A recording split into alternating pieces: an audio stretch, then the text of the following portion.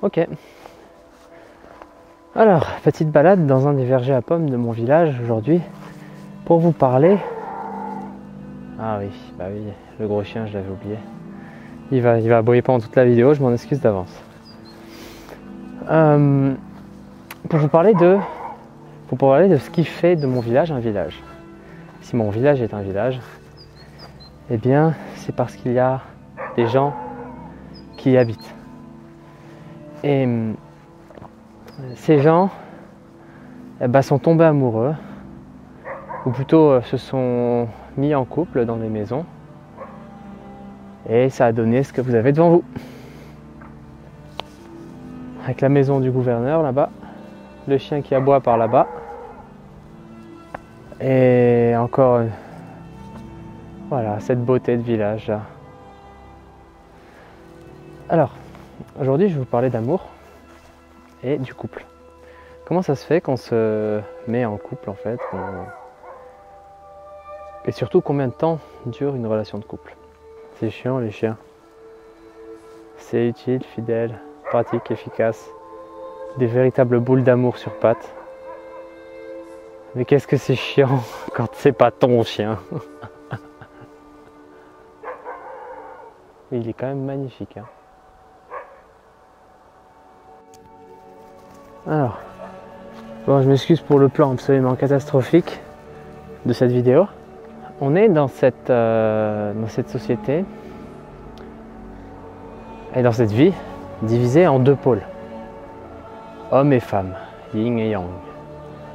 Positif, négatif, mais on va pas employer celui-là parce qu'il est ultra connoté, genre ce qui est négatif est mal. Donc n'employons pas ce terme-là. Ou plutôt parlons-en en termes électriques. Enfin, il faut voir le positif et négatif comme les pôles électriques qui portent ces noms. Bref, une chose que j'ai pu remarquer, c'est que l'intention de base lorsqu'on se lance dans un projet ou dans un engagement, l'intention de base qui a lancé ce projet est la plus importante. Autrement dit, si je me mets à vouloir devenir je ne sais quel métier, on va dire, puisque c'est mon cas, programmeur. Enfin plutôt gestionnaire réseau, enfin développeur web. En fait, je veux être un homme à tout faire avec un serveur chez moi, en gros. Pour quelqu'un qui cherche à devenir ça, eh bien, si mon intention de base c'est je veux devenir développeur pour l'argent, eh bien, ma vie va être complètement dictée par ce besoin d'argent. Et ainsi, tout ce qui va se passer dans cet engagement que j'ai fait avec moi-même, qui est de me surpasser pour devenir programmeur et gestionnaire réseau et développeur web, alors tout va se passer dans ce sens-là. Et je n'aurai rien de plus que ça. Je n'aurai jamais rien de plus que ce que je cherchais, c'est-à-dire de l'argent. Si tout se passe bien. Si tout se passe mal, c'est la ruine, c'est pire que tout. Hein. Et donc, revenons-en à notre couple où on a un homme et une femme qui sont attirés l'un vers l'autre, ils s'aiment, et à un moment, ils se l'avouent, je t'aime moi aussi, c'est magnifique. Dans cette situation-là, il va y avoir un contrat de signer. À partir du moment où les deux personnes prononcent « je t'aime » l'un pour l'autre avec le magnifique baiser et les câlins qui vont avec, il y a un engagement qui va se faire. Alors là, souvent les gens n'en parlent pas. C'est « je t'aime » et c'est trop beau, alors on en reste là. Ne parlons surtout pas de l'engagement. Sauf qu'en ne pas parlant de l'engagement, on reste dans des zones de flou qui vont à un moment donné créer des problèmes ou alors des conflits et aussi des réconciliations. Donc en soi, c'est pas super mal. Mais le fait est de signer un engagement, de signer un contrat avec une personne sans lire tout ce qu'il y a dans ce contrat, eh bien, fait qu'à un moment, on risque d'avoir une mauvaise surprise.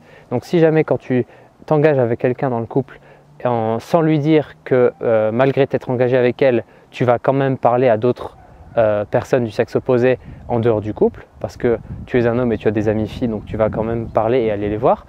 Alors, si cette dame avec qui tu t'es mis en couple n'est pas au courant de cela, eh bien elle va le voir comme une tromperie, etc., etc., parce qu'on a chacun une vision subjective du contrat, de chaque contrat que nous signons. Quand tu t'inscris dans un travail, dans un domaine, dans quoi que ce soit, tu as ta vision subjective de ce que l'entreprise attend de toi et de ce que tu attends d'elle. Et ces attentes-là, si elles ne sont pas mises au clair dès le début, elles peuvent créer beaucoup de problèmes. Alors, on en vient maintenant à ce magnifique village que vous avez en face de vous. Un village situé dans le nord-est de la France, tout proche du Luxembourg, entre des petites collines, sur des roches calcaires, avec des forêts et la maison du gouverneur, l'école, une église orthodoxe là-bas, une église normale là-bas, et voilà, et plein de maisons. Dans cette ville, eh ben, y a des gens qui sont mis en couple et qui sont tombés amoureux et qui ont construit des maisons. Et ces gens ont fait des enfants qui ensuite ont habité ces maisons ou les ont vendus, etc. etc. C'est d'autres couples qui sont arrivés. Maintenant, on va essayer de comprendre, avec l'introduction que je vous ai faite, combien de temps peut durer un couple suivant ce qui a engagé ce couple à la base. Alors, on peut faire clairement une hiérarchie de durée.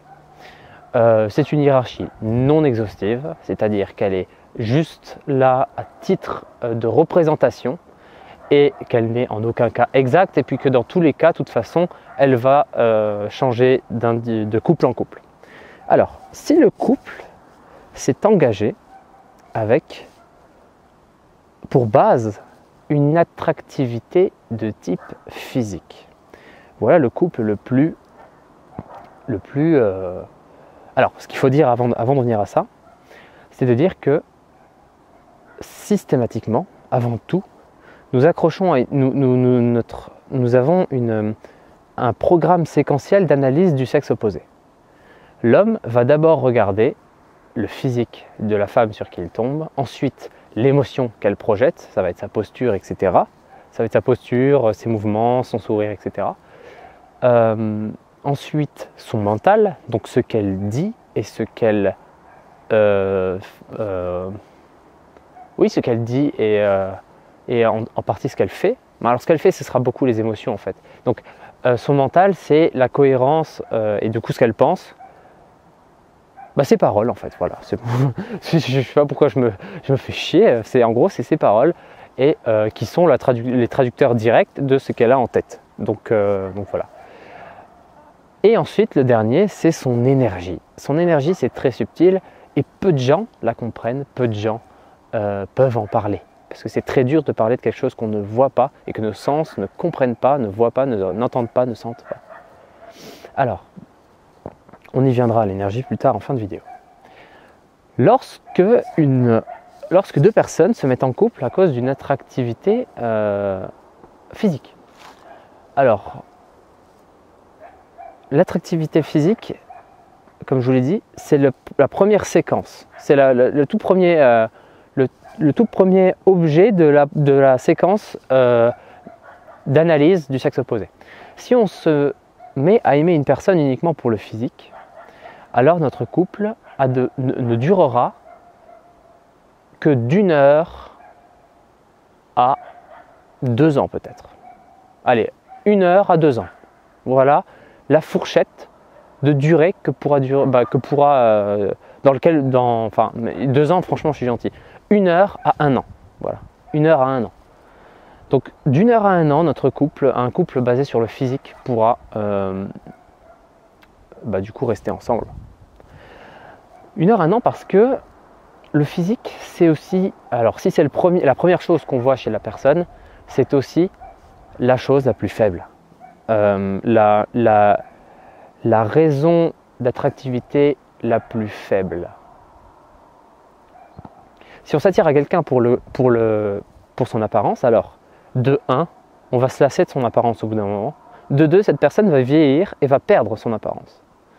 Donc, c'est vraiment très futile que de tomber dans un couple uniquement pour l'apparence. Ensuite, et c'est ça en fait, si vous regardez bien, la plupart des couples de jeunes gens du collège et du lycée tombent amoureux en fait pour l'apparence. Et d'ailleurs, il faut comprendre assez tôt que l'apparence a une importance fondamentale dans ces milieux que sont le collège et le lycée, parce que c'est l'apparence qui va gérer et nous faire côtoyer des personnes du sexe opposé et du coup potentiellement connaître la jante opposée avant d'arriver au moment critique du monde du travail où si on n'a aucune expérience, eh bien on est très difficilement aimable. Alors le deuxième facteur, c'est bien les émotions. Après avoir trouvé une personne jolie ou pas, on va observer ses émotions et là on va se rendre compte que mais cette personne est radieuse, cette personne sourit, ou alors cette personne est sombre, elle est dépressive mais en même temps mystérieuse et profondément attirante.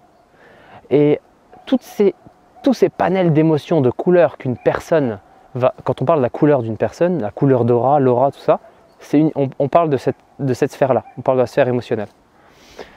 La couleur qu'une personne va avoir, eh bien, si on s'attire et si on forme un couple basé sur la couleur qu'une personne aura, donc faut comprendre aussi que la personne en face s'est aussi attirée à notre couleur. Ce couple qui s'est formé sur l'attractivité émotionnelle pourra durer de, allez, on va dire 3 mois à 5 ans. Et d'ailleurs, quand on parle vous savez, cette fameuse phrase qui a été popularisée par un livre là, l'amour dure 3 ans. Eh bien, on parle de ces amours qui se sont basés sur les émotions.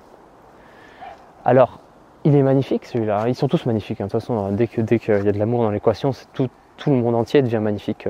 On voit la vie en rose, hein, comme on dit, hein. Encore une expression pour parler de l'amour émotionnel. Etc., etc. Tout est beau. Après, si on veut bâtir une relation durable, qui dure, eh bien, on se rend compte que les émotions sont trop changeantes. On ne peut pas aimer toujours une personne parce qu'elle est toujours radieuse, parce qu'elle ne sera pas toujours radieuse. Et on se rendra compte que toute cette lumière qu'elle projette quand on parle avec cette personne, par exemple, à notre travail. Imaginez, vous tombez amoureux d'une personne à votre travail et elle aussi, et tout se passe bien, et vous voyez qu'elle est radieuse tout le temps au travail. Et le jour où vous allez habiter ensemble, vous allez vous rendre compte qu'à la maison, elle est beaucoup moins radieuse que ça, et elle n'est pas tout le temps radieuse. Une personne ne peut pas toujours être positive, tout comme une personne ne peut pas toujours être créative, comme une artiste, etc., etc. Et donc, les émotions sont changeantes, et aimer une personne pour les émotions qu'elle a, pour les émotions qu'elle rayonne, eh bien, ce n'est pas si durable que ça. On va se lasser, on va se prendre une gifle de vérité quand on verra que ces émotions sont parfois peut-être positives ou négatives, mais en tout cas provoquées par des facteurs qui, eux, sont parfois détestables. Enfin, en tout cas, que l'on déteste subjectivement. Une personne peut être heureuse de faire du mal. Imaginez un homme, un gros manipulateur. Il est heureux de faire du mal. Et à chaque fois qu'il va rencontrer une femme, eh bien, il va projeter il va être heureux avec cette femme parce qu'il a fait du mal juste avant d'aller à son rendez-vous, tu vois, à chaque fois. Et donc, cette femme, elle va voir quoi? Elle va voir juste une personne qui est heureuse. Et donc, elle va se dire, oh, c'est super, j'aime être en couple avec lui, c'est trop bien, oh, il est trop heureux et tout, il est radieux.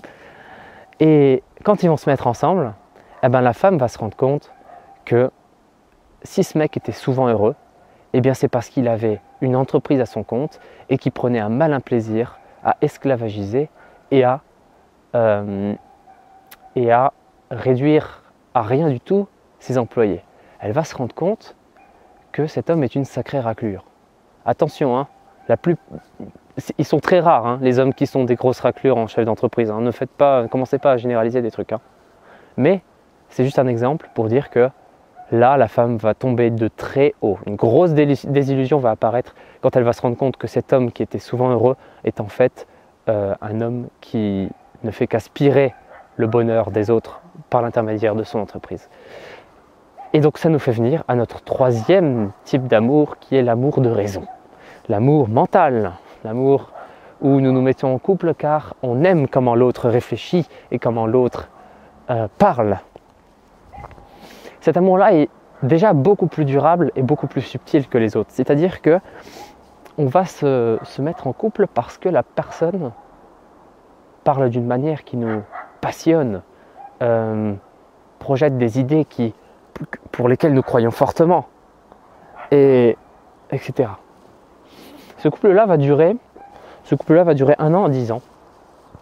Et en fait, on va se rendre compte que c'est magnifique et passionnant d'être avec une personne qui, jour après jour, avec ses idées, ou plutôt à chaque fois la venue d'une nouvelle idée, va amplifier l'admiration que l'on a pour elle. C'est comme si cette personne générait des idées qui à chaque fois vont être un nouveau facteur d'admiration. Et en fait, c'est comme si on était vraiment fait l'un pour l'autre. Il y a un chat noir et blanc qui m'espionne là-bas, c'est magnifique, c'est trop drôle. Et donc, à cette personne-là, ce qui va se passer à ce moment-là, c'est que, idée après idée, ces deux personnes vont être heureuses. Jusqu'au jour où une idée va commencer à créer un clivage.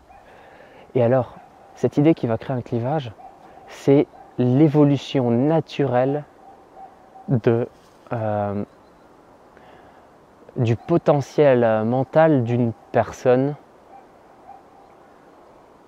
qui est beaucoup déterminée par son passé. Je me suis pas mal pris la tête avec la fille avec qui je voyageais en Nouvelle-Zélande sur ce point-là, sur nos prédispositions et ainsi nos potentielles idées.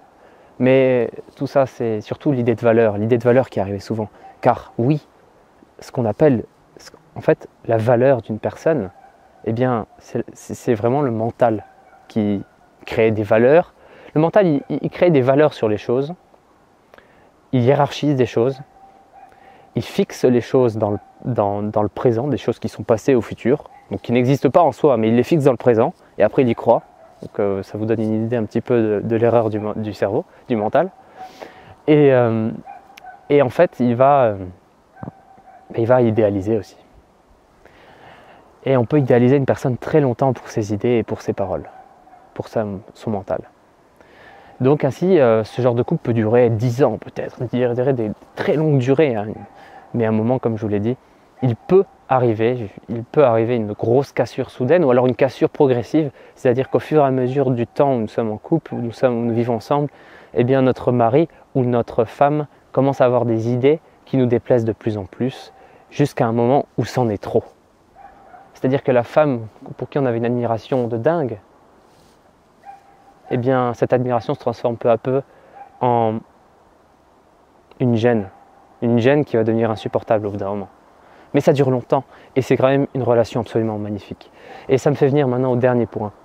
Le quatrième et dernier point, qui est la quatrième constituante de l'être humain, c'est l'énergie. Alors l'énergie, ce sont des relations qui vont durer entre 3 ans et plus l'infini. Je m'explique. Il y a 2 types de relations basées sur l'énergie. Il y a, alors bon, déjà, pour dire ce que c'est qu'une relation basée sur l'énergie, non, il y a 2 types, vraiment je dois donner les 2 types. La relation basée sur l'énergie, la première, qui va durer moins longtemps que la deuxième, qui peut durer toute une vie,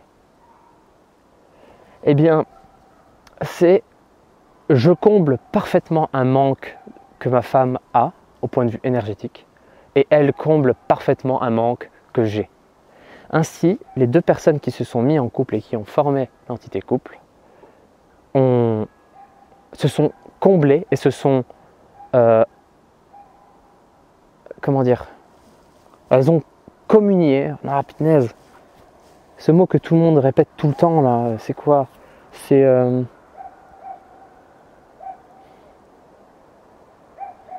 terrible ça, purée. Ce mot que tout le monde répète tout le temps.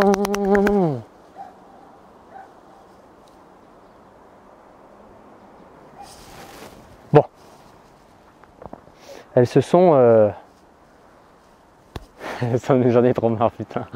Pourquoi ce mot, je le dis tout le temps, les gens le disent tout le temps. L'homme et la femme sont... C'est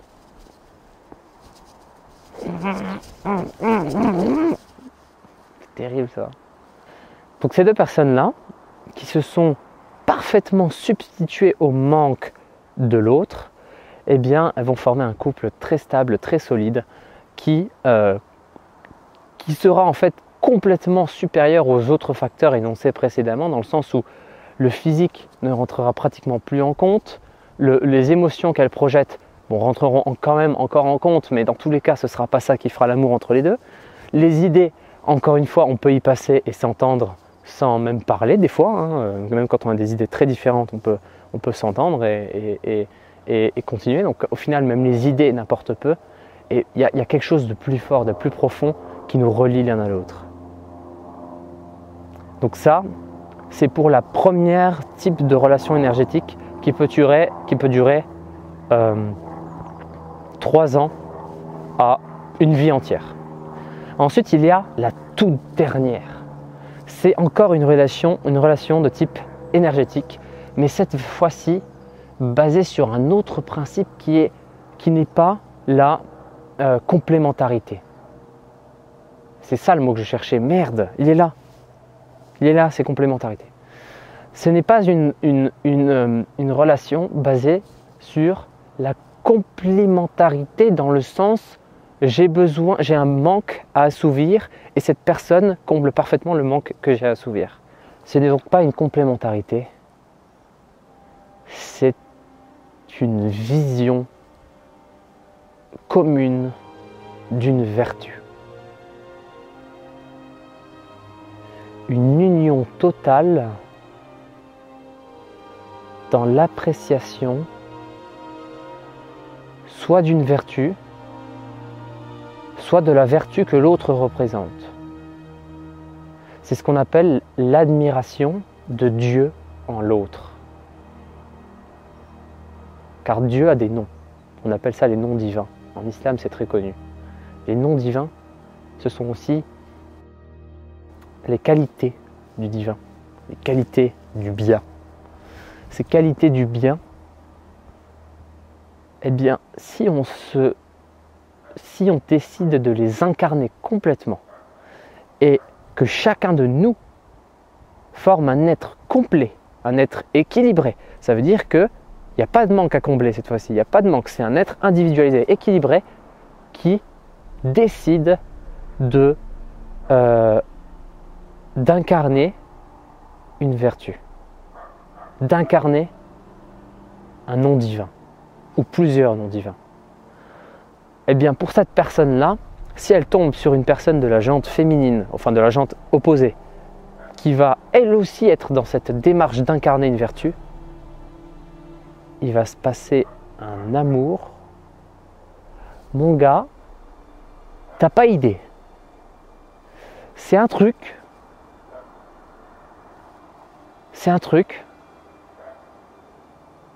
t'as pas de mots pour le décrire.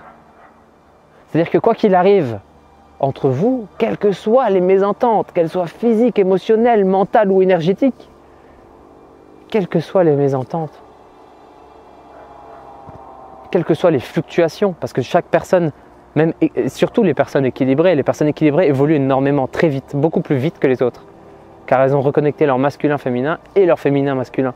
Pardon, putain, ça veut dire quoi ça? Elles ont reconnecté leur masculin sacré et leur féminin sacré, ce qui fait qu'elles ont les deux courants en elles, le courant ascendant et le courant horizontal, et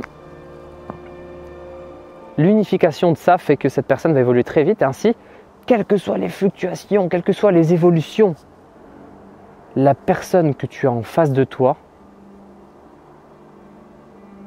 a été elle est digne de son engagement vertueux, de son engagement dans la vertu qu'elle a décidé de suivre.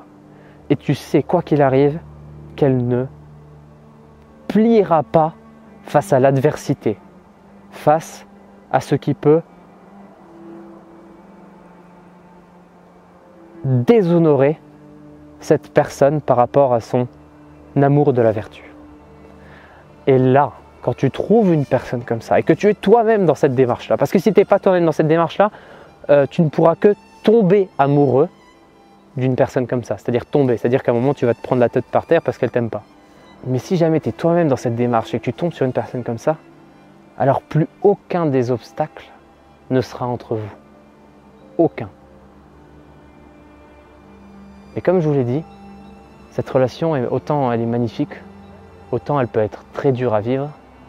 C'est ça qu'on appelle les âmes... Oh non, pas... non. Non. Âme sœur, c'est la première relation énergétique. Peut-être qu'on peut appeler ça flamme jumelle. Il y a beaucoup de femmes qui parlent de flamme jumelle sur YouTube. Flamme jumelle, c'est quand deux personnes sont issues de la même signature énergétique et qu'elles se trouvent dans la vie en trois dimensions. Et bien quand ces deux personnes qui sont de la même signature, en fait, elles ne peuvent que s'aimer d'une manière incorruptible car elles sont de la même nature. Si deux personnes louant profondément le Christ en elles se rencontrent, eh bien il y a de grandes chances que ces deux personnes-là, enfin, c'est plus que louer le Christ, c'est être une directe continuité de l'énergie christique. Eh bien, si deux personnes sont des continuités de cette énergie christique, se rencontrent en vrai, elles ne peuvent que s'aimer car elles sont flammes jumelles. Mais bon. Le cinquième type d'amour, et bien qu'il soit absolument magnifique, eh bien, c'est l'amour le plus sobre. Il est d'une sobriété et d'une humilité qui est impressionnante. C'est-à-dire que la source de bonheur ne sera plus la même dans cet amour-là. Ce sera vraiment comme une espèce d'entente commune, d'une élévation commune, main dans la main vers ce que nous devons être, vers ce que nous devons devenir. Main dans la main, oui, vers notre devenir.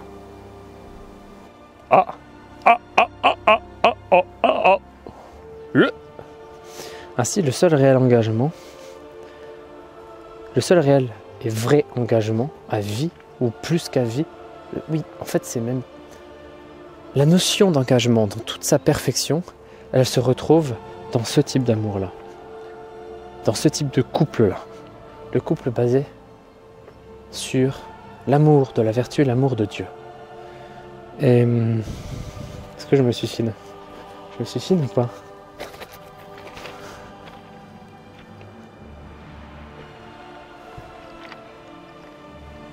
Est-ce que je me suicide? Ah, Qu'est-ce que je voulais dire? Voilà, j'ai fait un truc tout pourri, tout con, et j'ai oublié ce que je voulais dire. Super. Non. Ce que je voulais dire, c'est que la seule véritable notion d'engagement, sans le contre-jour s'il vous plaît, et sans la crotte de nez s'il vous plaît, c'est l'engagement. L'Église est d'accord avec moi. Donc la seule véritable engagement qui existe, c'est l'engagement qui découle de l'amour de la vertu.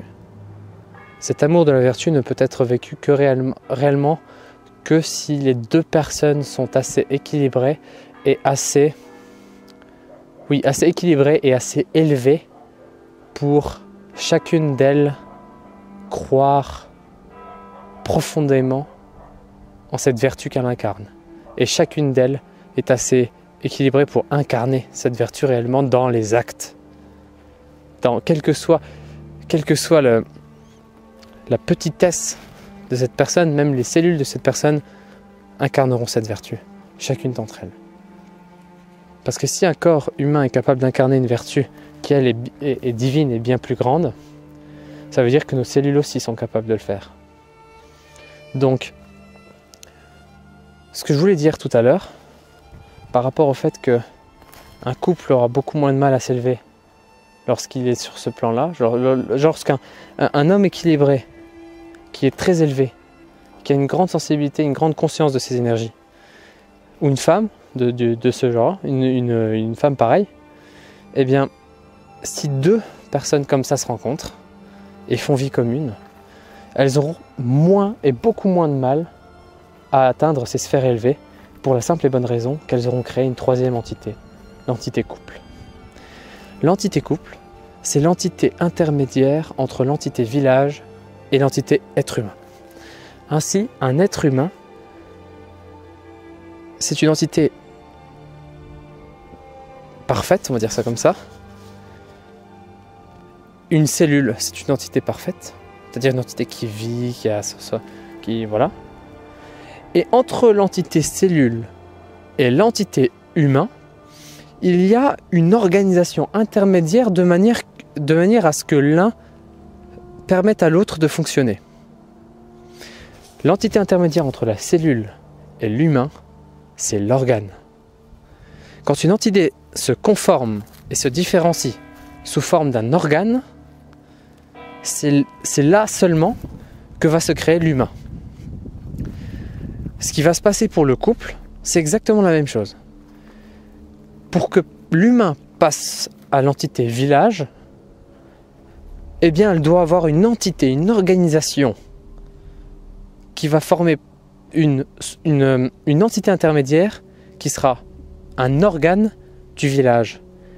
Et cet organe du village, de cette conscience de groupe du village, ce sera, vous l'avez bien compris, la famille, le couple. Et donc, par le couple, on obtient beaucoup plus facilement une élévation sur le plan énergétique, sur le plan du divinement perceptible, je ne sais pas comment on peut dire ça, sur les plans les plus subtils, quoi. Et après, il y a autre chose. Il y a du village à la nation. Et de la nation à la croyance commune. Elle est pour toi celle-là, Montou. François Montou, dans une de ses vidéos, avait dit que la religion était une entité. Une entité, et pas, il n'a pas parlé de la nation. Enfin, si, il a parlé de la nation. Mais il a parlé de la religion en tant qu'entité. Moi, ça m'avait vraiment étonné, dans le sens où je ne voyais pas la religion comme une entité. Et pourtant, peut-être bien, mes amis, que la nation n'est qu'une entité intermédiaire pour arriver à la religion. Autrement dit, la morale commune que vont adopter un certain groupe de personnes serait l'entité parfaite qui ne fonctionne que grâce à d'autres entités qui sont les entités nations. Bref, là on rentre dans de la projection philosophico-bizarre. Donc je vais arrêter ma vidéo ici. Et vous l'aurez compris, je suis totalement pour des couples et pour une société. Ma tendance, oui, une société à tendance monogame, ou plutôt à monogamie non stricte. Voilà, ouais, c'est aussi simple que ça. Je suis pour une société à monogamie non stricte. Et je pense que c'est la meilleure à adopter. À mon humble avis.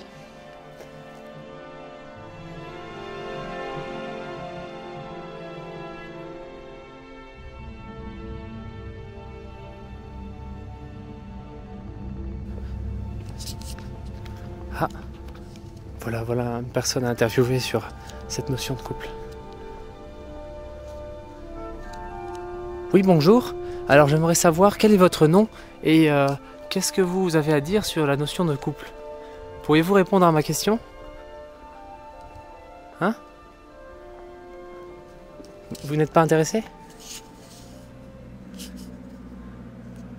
Ah, vous daignez répondre. Très bien. Allons-y alors, qu'avez-vous à dire? Qu'avez-vous à dire? Ouais, alors, votre vidéo, elle parle pas assez des couples transgenres. Moi, je m'appelle Sandrine et elle s'appelle Dina. Ah, vous êtes transgenre? Ah, vous êtes... Ouais, Sandrine et Dina, ouais, on est transgenres, on est féministes aussi. D'accord, vous êtes féministe. Ah, j'avais pas compris. Bon alors, c'est tout ce que t'as à dire. Écoute, je vais signaler ta vidéo, hein. Je vais signaler ta vidéo parce qu'elle parle pas assez des couples transgenres. À bientôt. Hey, reviens ici. Tu vas voir, toi. Tu vas voir. Je vais te mettre des coups trop. Le sang de tes morts, je vais manger, moi. Le sang de tes morts.